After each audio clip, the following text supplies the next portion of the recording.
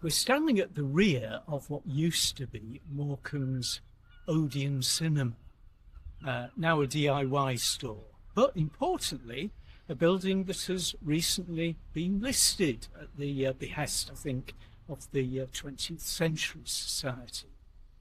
We're actually at the back of the old cinema, but for those of a certain disposition, this was the way where you could sneak in without payment.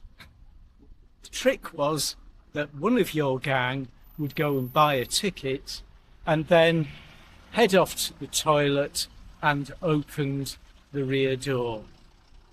Well, would Eric Bartholomew get involved in such trickery? Not quite, no, but there were a few misdemeanours. The Odeon here was Eric's local cinema, I suppose it's fair to say, so it would show a different film every week. There was a children's cinema club as well, and so it was a very popular kind of family place, really, a family cinema. However, Eric and his rather wayward cousin decided one day to have a bit of an adventure. So they invested in a ticket for the circle, which of course would cost a fair old bit. And then, armed with pea-shooters, they set about firing onto the stalls below. Until, of course, one of the usherettes, armed with a torch, apprehended the two culprits, and they were duly ejected from the Odeon, never to darken its doors again. Except for one thing.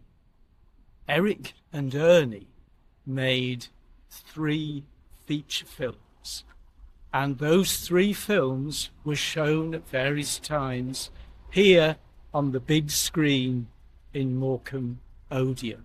And I remember myself going to see those very films all those years ago. Well, what we see, much altered of course over the years, but you can get a sense of the layout.